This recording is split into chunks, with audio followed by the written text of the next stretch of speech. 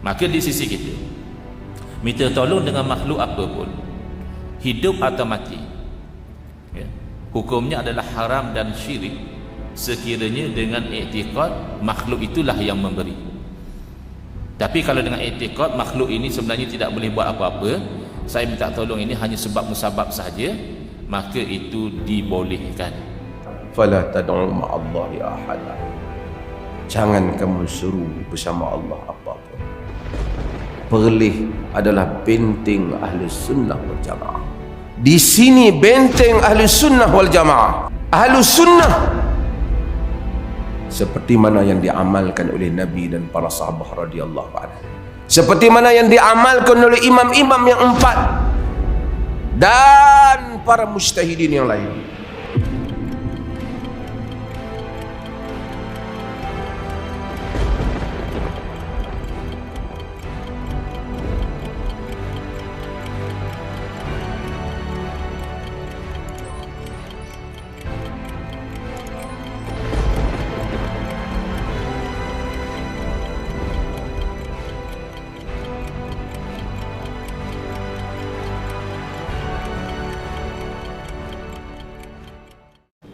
Minta tolong dengan makhluk boleh tak? Kan kita kata hanya akan dikau kami sembah dan hanya akan dikau kami minta tolong. Minta tolong dengan makhluk, dengan manusia kah, ya, dengan siapakah, boleh tak? Jawabnya boleh dan tak boleh. Maknanya ada yang dibenarkan oleh syarak, ada yang diharamkan, bahkan boleh jadi syirik minta tolong dengan makhluk. Baik, yang mana boleh, yang mana tak boleh. Di situ masuk bid'ah di dalam konsep tauhid uluhiyah di sisi ahli sunnah wal jamaah. Oleh kerana hakikatnya segala sesuatu itu adalah perbuatan Allah. Ini namanya wahdaniyatul af'al, mengesakan Allah pada perbuatan. Berdasarkan ayat Quran tadilah, wallahu khalaqakum wa ma ta'malun. Maka kita berkeyakinan makhluk ini dan perbuatan makhluk tidak memberi kesan. Dalam bahasa lama dia kata tidak memberi bekas. Bermula segala af'al yang baharu itu tidak memberi bekas. Perbuatan makhluk tidak memberi kesan, yang memberi bekas hanyalah Allah juga. Mana kita makan nasi, nasi itu makhluk. Syirik tak makan nasi, mana ada syirik? Biasalah makan lapar. Tapi kita kena yakin yang mengenyangkan kita itu bukan nasi, Allah yang mengenyangkan kita. Sekira-kira kalau Allah kehendaki, boleh saja kita rasa kenyang tanpa makan nasi, dan boleh juga kita tak kenyang walaupun dah makan nasi. Habis kenapa kita makan? Itu namanya asbab. Kita observe cause and effect. Biasanya lepas makan tu cause, kita rasa kenyang, kenyang tu effect.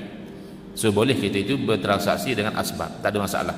Tapi jangan sekali-kali kita beriktikad nasi lah yang mengenyangkan, bukan Allah. Nasi itu memang tabiat nasi itu mengenyangkan lah. Itu namanya naturalist, golongan yang meletakkan sesuatu itu pada tabi'i, kata dia. Kenapa? Tabi'i, ini tabi'i, nature, mother nature. Tak. Allah yang mengenyangkan.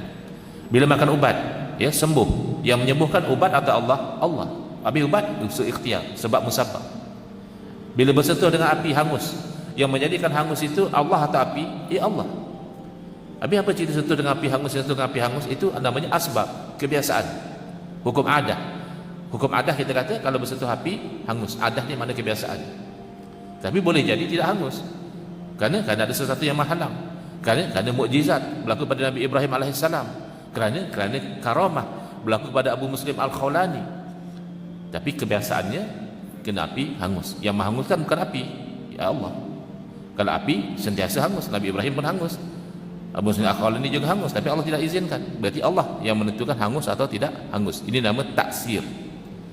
Maka di sisi kita, minta tolong dengan makhluk apa pun, hidup atau mati, ya, hukumnya adalah haram dan syirik sekiranya dengan i'tiqad makhluk itulah yang memberi. Tapi kalau dengan i'tiqad makhluk ini sebenarnya tidak boleh buat apa-apa, saya minta tolong ini hanya sebab musabab sahaja, maka itu dibolehkan. Ya. Dan sabit dalam hadis Nabi SAW adalah dia itu boleh mendoakan.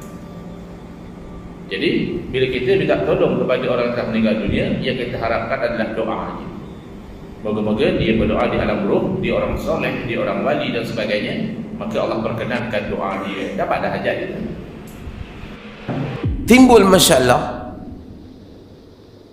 ni, panggil wali, wahai wali, tolonglah saya, tolong. Wali itu kebanyakan wali hak dia minta tu semua wali, semua geng-geng depa lah. Macam saya kata lah, dia tak kata wali tu wahai Abu Bakar, Omar semua, dia tak mau. Sebab apa? Kalau sebut ni semua, ini syuru dia pergi ke tepi. Ini mesti geng kita punya panggil.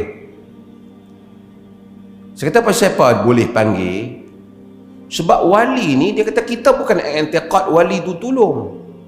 Yang hakikatnya menolong adalah Allah. Kita panggil dia, dia dengan izin Allah menolong kita.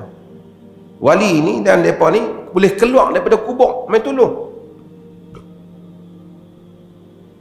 Macam mana mereka tolong? Sebab mereka orang saleh. Mereka Allah bagi kekuatan tu kepada mereka. Jadi kita panggil mereka.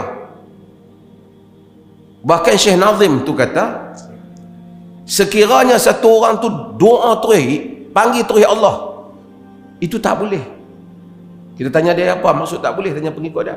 Dia kata tak boleh tu bukan tak boleh, maksud tak beradab. Rabbana atina fid dunya hasanah, tak beradab. Kerana kita pi terus, kita kena pi melalui orang tengah. Macam kita jangan pi terus kat raja, tak hormat, kena pi ke orang kuat raja dulu. Orang tengah tu siapa? Wali depa lah. Nak tanya Jakim, bolehkah hampa nak biar benda-benda macam ni?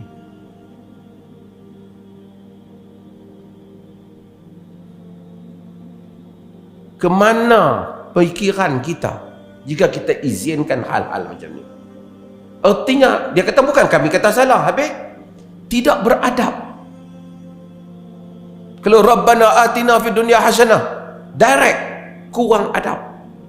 Tak salah, boleh kurang adab. Yang betulnya, wahai wali, tolong minta, tolong bagi Allah bagi kat kami Rabbana. Kenapa kau wali? Sedangkan doa Quran, doa selalu, doa yang Nabi ajak, semua ni tak bagus direct terus. Kenapa kau wali? Tuan-tuan tengok apa nak jadi. Lagi apa tuan-tuan? Saya tanya, boleh kita panggil ni, oh Jesus help me. Saya tanya lagi tadi. Dia kata tak boleh, sebab tu sama orang Kristian percaya Jesus anak Tuhan. Dah kita tak percaya Jesus anak Tuhan, kita tak percaya. Kita dia Nabi. Dia kata tak usah pergi sama. Boleh ke tak boleh? Lain kali dia nak jawab susah benda tu. Kalau kata tak boleh semua. Dia kata boleh, tapi tak biarlah duk habang orang. Esok kalau jadi style anak-anak muda, oh Jesus help me. Oh, itu dia ahli sunnah wal jamaah, Asy'ariyah Maturidiyah.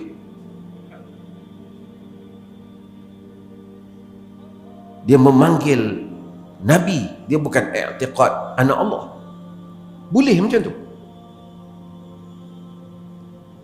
Saya tanya lagi, bolehkah pokok-pokok ni semua bertasbih kepada Allah? Nabi pun ada tak pokok di atas kubur. Bolehkah kalau orang tu pi kat pokok besar, wahai pokok tolong saya, tapi kita tak i'tiqad pokok yang tolong kita. Kita niat kata pokok tu dia bertasbih dengan Allah Ta'ala, dia minta ke Allah Ta'ala tolong kita lah. Oh, dia susah nak jawab. Lain kali dia kata, kalau dia i'tiqadnya tu boleh. Lepas pada ni tuan-tuan, boleh belaka. Ni nak tanya Jakim, boleh ke ni? Pokok besar esok kita ikat kain elok, kita tanda ni pokok ni dah 500 tahun hidup, 500 tahun bertasbih kepada Allah Ta'ala. Mana pokok ada dosa? Wahai pokok tolong aku. Apa? Tapi kita niat dia minta ke Allah lah. Pokok makhluk Tuhan yang hidup bertasbih memuja dan memuji Allah. Yang ni mai duk bobocop ahli sunnah wal jamaah. Adakah ni ahli sunnah wal jamaah? Adakah ini yang dibuat oleh Nabi dan para sahabat radhiyallahu anhum ajma'in? Wa anna masajida lillah fala tad'u ma'allahi ahada. Jangan kamu seru bersama Allah apapun.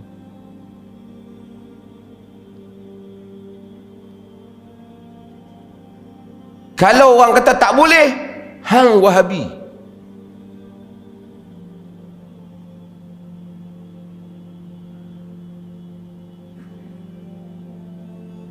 Rakyat Malaysia, fikir ambillah apa yang sedang hampa buat ni. Oh, dia kata tak, pokok-pokok tak boleh. Seorang berfikir pokok tak boleh tak? Sebab apa? Pokok tak ada kedudukan di sisi Allah. Macam mana hantar tak ada kedudukan? Dia makhluk Allah. Wali mati duduk dalam kubur boleh, pasal Allah sayang kat dia. Pokok pun Allah sayang, pasal apa tak boleh? Bila pokok boleh, pokok boleh, esok lembu pun boleh juga, unta pun boleh juga, binatang-binatang bertasbih pada Tuhan. Tuan-tuan tengok apa akan jadi dengan ajaran ni. Yang mereka kira nak bagi boleh supaya takut orang tuduh kita Wahabi kalau kita kata tak boleh.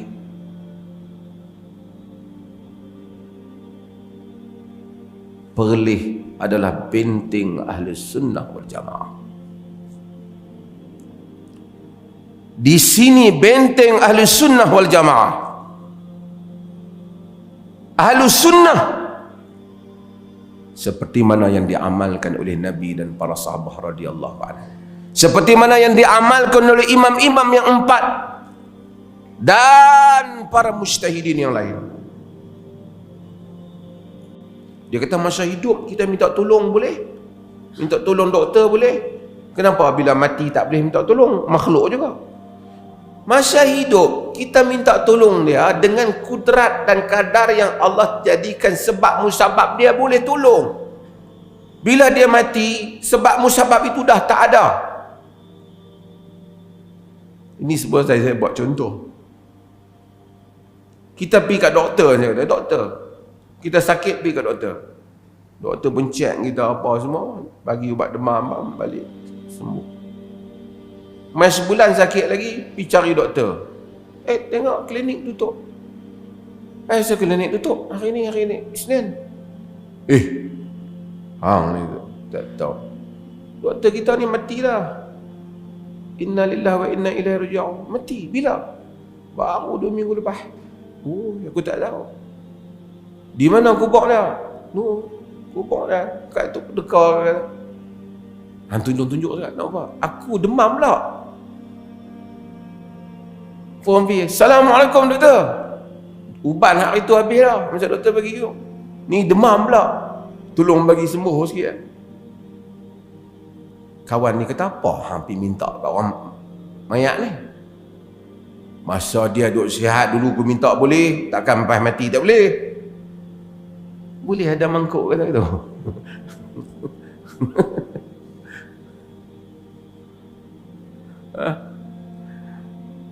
Tuan-tuan, inilah benda yang kalau kita buka dia akan pi. Ma na'buduhum illa liyuqarribuna ila Allahi zulfa. Kami bukan sembah mereka. Kami hanya nak jadikan mereka ni dekat dengan Allah, dekatkan kami dengan Allah Ta'ala saja. Musyrikin kata. Kami bukan sembah berhala. Kami nak jadikan mereka mendekatkan kami dengan Allah saja. Berhala-berhala tu pun bukan batu. Mereka semua orang saleh.